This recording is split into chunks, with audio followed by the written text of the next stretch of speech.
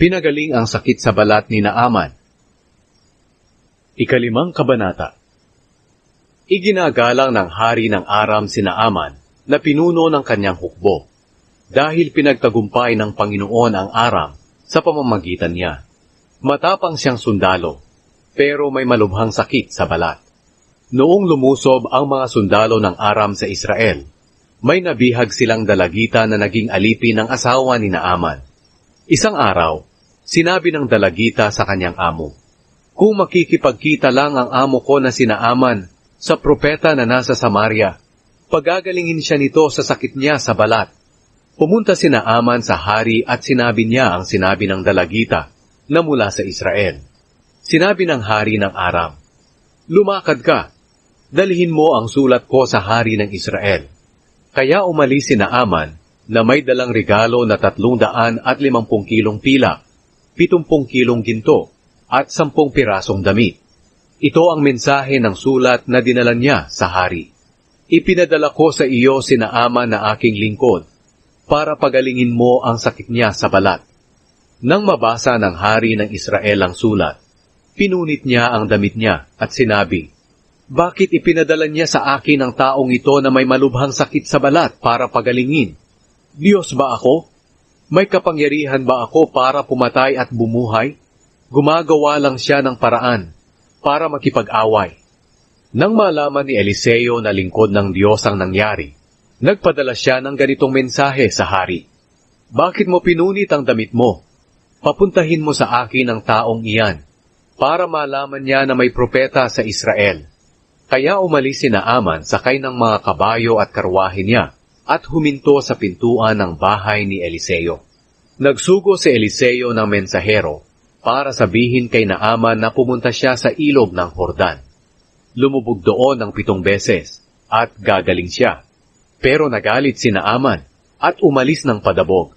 Sinabi niya, "Akala ko talagang lalabas siya at haharap sa akin. Iniisip ko, natatawagin niya ang Panginoon niyang Diyos at ikukumpas ang kanyang kamay sa ibabaw ng aking balat at pagagalingin ako. Ang mga ilog ng Abana at Pharpar sa Damascus ay mas mabuti kaysa sa ibang mga ilog dito sa Israel. Bakit hindi na lang ako roon lumubog para gumaling?" Kaya umalis siyang galit na galit. Pero lumapit ang mga utusan niya at sinabi, "Amo, kung may ipinapagawa po sa inyo na malaking bagay ang propeta, hindi ba gagawin ninyo ito? Pero bakit hindi ninyo magawa ang sinabi niya na maghugas at gagaling kayo?" Kaya pumunta si Naaman sa ilog ng Jordan at lumubog ng 7 beses, ayon sa sinabi ng lingkod ng Diyos. Gumaling nga ang kanyang sakit at kuminis ang kanyang balat, gaya ng balat ng sanggol. Pagkatapos, bumalik si Naaman at ang mga kasama niya sa lingkod ng Diyos. Tumayo siya sa harap ni Eliseo at sinabi, "Ngayon, napatunayan ko na wala ng ibang Diyos sa buong mundo, maliban sa Diyos ng Israel. Kaya pakiusap, tanggapin mo ang regalo ko sa iyo, Ginoo." Sumagot si Eliseo, "Sumusumpa ako sa buhay na Panginoon na aking pinaglilingkuran, na hindi ako tatanggap ng anumang regalo." Pinilit siya ni Naaman na tanggapin ang regalo, pero tumanggi siya. Sinabi ni Naaman, "Kung hindi mo tatanggapin ang regalo ko, bigyan mo na lang po ako ng lupa na kayang dalhin ng aking 2 mola at dadalhin ko sa amin. Mula ngayon, hindi na ako mag-aalay ng mga handog na sinusunog at iba pang mga handog sa ibang Diyos, maliban sa Panginoon. Pero patawarin sana ako ng Panginoon kapag sumama ako sa hari na pumunta sa templo ng Diyos na si Remon para sumamba.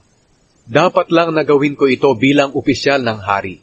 Patawarin sana ako ng Panginoon kung luluhod din ako roon." Sinabi ni Eliseo, "Umalis ka ng payapa." Pero hindi pa nakakalayo si Naaman, sinabi ni Gehazi sa sarili niya, "Hindi dapat hinayaan ng aking amo na paalisin ang Arameyong si Naaman nang hindi tinatanggap ang regalong dala niya. Sumusumpa ako sa buhay na Panginoon, nahahabulin ko siya at kukuha ako ng kahit ano sa kanya." Kaya nagmamadaling hinabol ni Gehazi si Naaman. Nang makita ni Naaman si Gehazi na tumatakbo papunta sa kanya, Bumaba siya sa karwahe at sinalubong ito. Nagtanong si Naaman, "May masama bang nangyari?" Sumagot si Gehazi, "Wala naman po.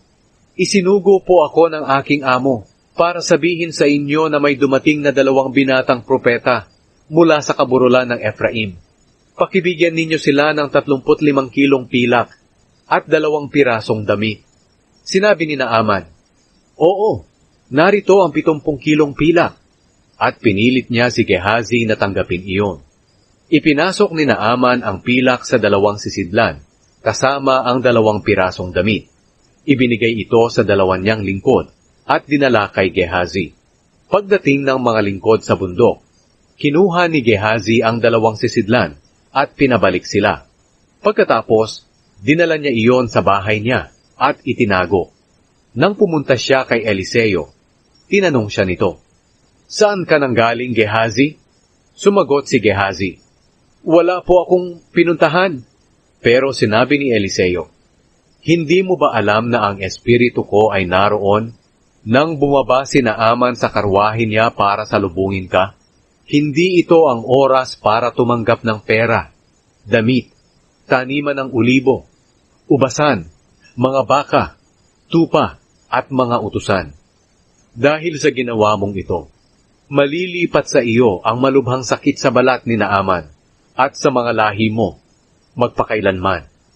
Nang umalis na si Gehazi, nagkaroon nga siya ng mapanganib na sakit sa balat at naging kasimputi ng niyebe ang balat niya.